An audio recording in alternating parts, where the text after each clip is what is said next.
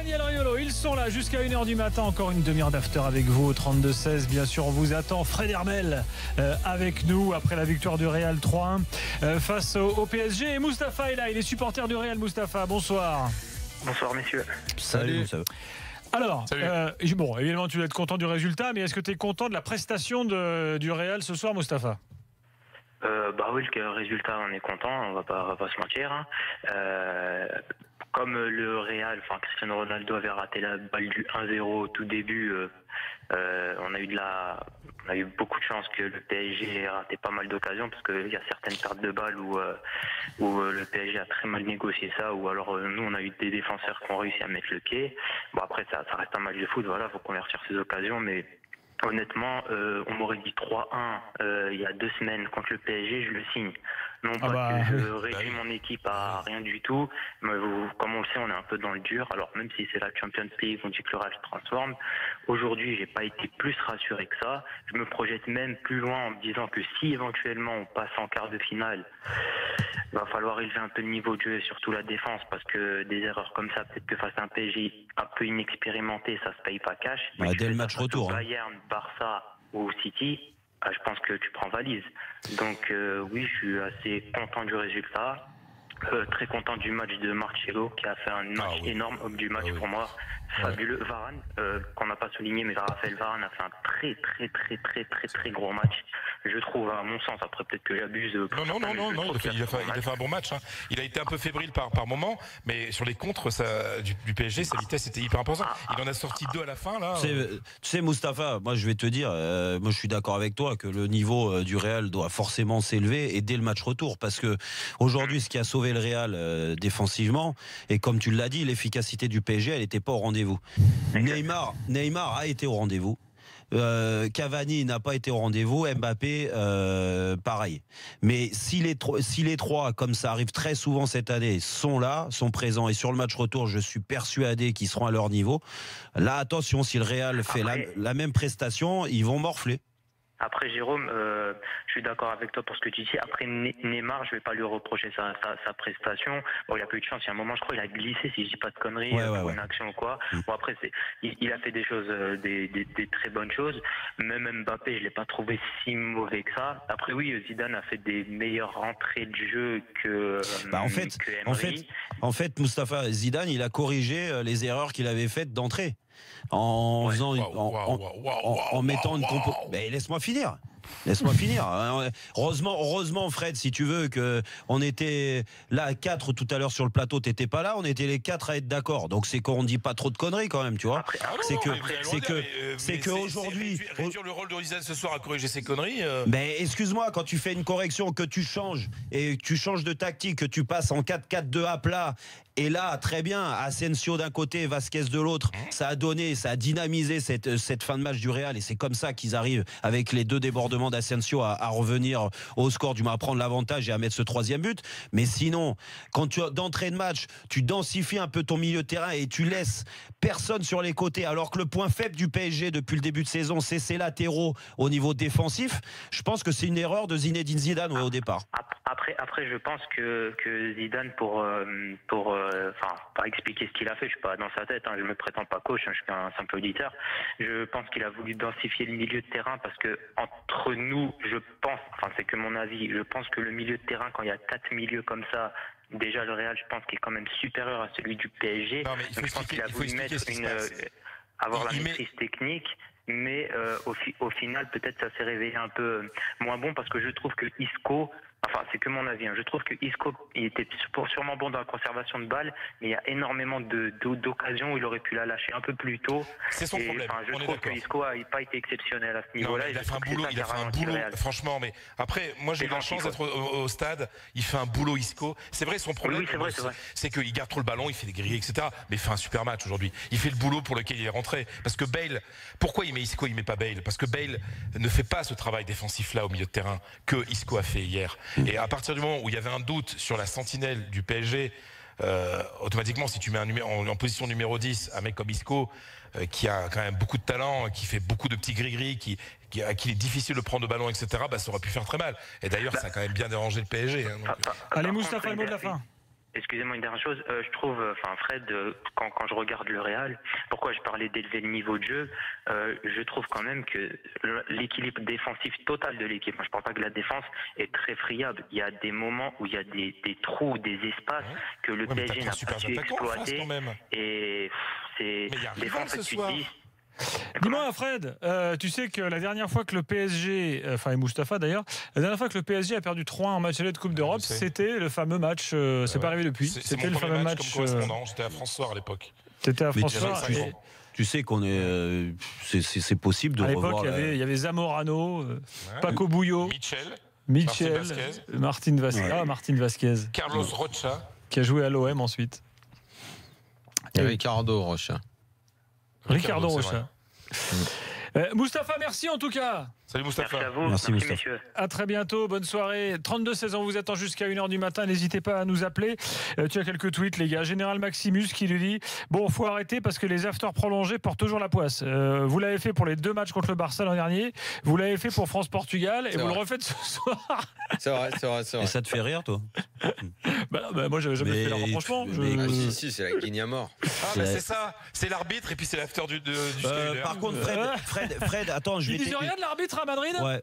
Si, qu'il y a peut-être pénalty de Ramos, ça marche, je pense qu'il y a pénalty. Non, bon ça, le jour où le Real aura à se plaindre de l'arbitrage, tu veux, il va se passer du temps que le Real se plaigne de l'arbitrage. J'ai une question pour Fred, non, parce que vu qu'il était au stade, il arrête pas de nous dire j'ai été au stade, donc j'ai vu. Tu l'as vu la faute de Ronaldo sur Kipembe avant le deuxième but de Ronaldo? Non, il a pas vu. Ou pas? Non, ça je l'ai pas vu ça. Ah non. Nous on l'a vu, on n'était pas au stade. Non, parce que toi t'as une caméra. C'est-à-dire que moi j'ai une vision. Je vais t'expliquer dans un stade. En fait, surtout en position de presse, tu as une vision d'ensemble des choses et tu vois pas uniquement ce que montre le réalisateur. Donc en fait, tu es en train de m'expliquer sans ballon parce que le réalisateur en général, surtout en Espagne, ils sont pas très bons, ils suivent le mec avec le ballon. Et comme ça, quand tu es dans le stade, justement, c'était sans ballon la faute de Ronaldo. Et tu sais à qui tu parles, je pense que j'en ai fait quand même pas mal. Oui, mais moi je sais.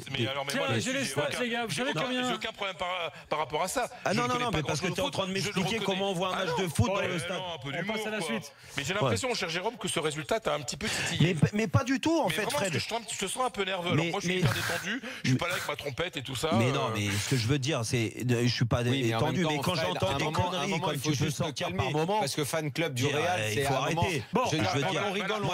Mais tu peux pas être le porte-parole du Real Madrid, tu comprends? Au bout d'un moment, c'est un peu pénible, tu vois. Non, mais le gros problème, les amis, c'est que tu peux juste avoir. Vous avez Fred, tais-toi 2 secondes. Non, tais-toi 2 secondes. Non, Fred, tais-toi 2 secondes. Fred, je vais te le dire avec toute l'amitié que j'ai pour toi. Avant que tu arrives, ce qui devait être dit sur le PSG a été dit. Les critiques ont été dites sur tout ce qu'a fait le PSG de mal. Mais que toi, tu arrives en porte-parole du Real Madrid, au bout d'un moment, je ne suis pas porte-parole du Real Madrid. Au bout d'un moment, ça casse un minimum un petit peu les couilles. Je te demande de retirer ça. Mais c'est pas je fais mon boulot. Je te le dis avec tout. Au bout d'un moment, tu manques d'objectivité, c'est tout. Moi, je manque un petit peu d'objectivité, c'est tout. Mais c'est pas une question d'objectivité. Le Real qui fait une mais tu peux pas te la ramener comme ça, venir machin, avec une plume dans le cul. Le Real est génial. On le sait que le Real est fantastique. Il y a juste un béret, mon frère. On le sait que le Real est magnifique. On le sait, nous, on le dit, nous. Décrédibiliser en disant que je suis porte-parole du Real. Mais pas du tout. Je suis un journaliste. T'es pas supporter du Real, c'est toi-même qui le dis, Fred.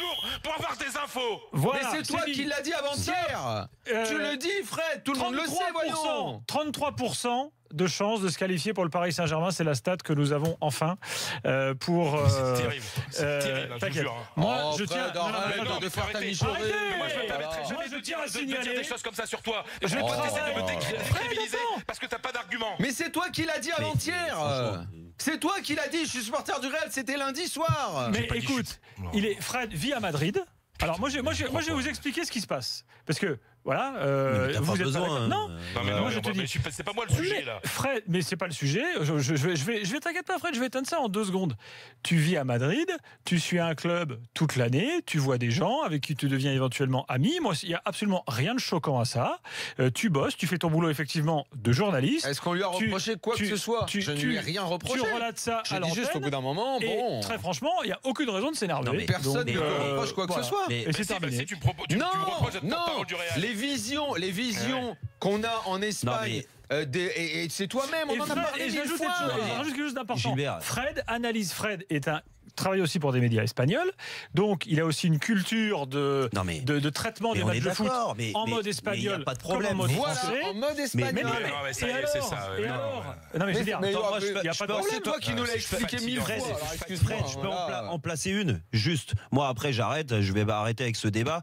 Mais tu peux pas. Il peut pas y avoir un tel décalage entre ton discours et notre discours. C'est pas possible. Mais non, mais Fred, relate c'est aussi ça. Quand tu me sors, je relate ce que j'ai vu au stade. Quand tu me sors, un Real qui fait une mauvaise saison et qui ce soir Fred, 3-1. Fred, je te parle juste. On va s'arrêter là puisque vous êtes incapable de. Je te parle juste de Benzema. Quand tu arrives à me sortir que Benzema a fait un bon match ce soir, c'est pas possible. Je sais pas d'où tu sors ça. Je sais pas d'où tu sors ça. Et là, franchement, tu manques d'objectivité. C'est tout. C'est juste sur ce cas-là. En tout cas, je peux te dire que c'est exactement ce que pensaient mes collègues ce soir. Mais qu'est-ce que pensaient? Mais écoute, franchement, qui n'aiment pas du tout Benzema ont trouvé qu'il avait fait un bon match. L'équipe demain va lui mettre 6 comme note. Et l'équipe demain qui lui met 6, et ben moi je veux voir le journaliste qui a mis 6 à Benzema pour qu'il m'explique juste. Faut regarder qui a mis les notes. C'est qui? C'est moi qui mets 6 à Benzema. Ah, c'est toi? Eh ben oui, c'est moi qui ai fait les notes. D'accord. Et bien entendu en concertation avec mes autres collègues de l'équipe. Mais en concertation de quoi? Ça, c'est pas tout seul. C'est pas tout seul. Mais si Benzema avait été si fort que ça, franchement, on n'a pas le droit de parler de ce journal. On a interdit ça, donc parlons d'autre chose. S'il vous plaît, parce que là, on va reprendre calmement. Parce que quand on verra les notes des Parisiens demain, franchement, là, c'est à mourir de rire. Ce soir, j'ai eu la chance de voir un très bon match de football. C'était vraiment intéressant, vraiment super. Il y avait des faiblesses et des forces dans chaque équipe. Il y a eu des phases de jeu très différentes. Et sincèrement, je vous trouve bien optimiste pour le match retour. Voilà. Pourquoi? Mais qu'est-ce qu'on a dit?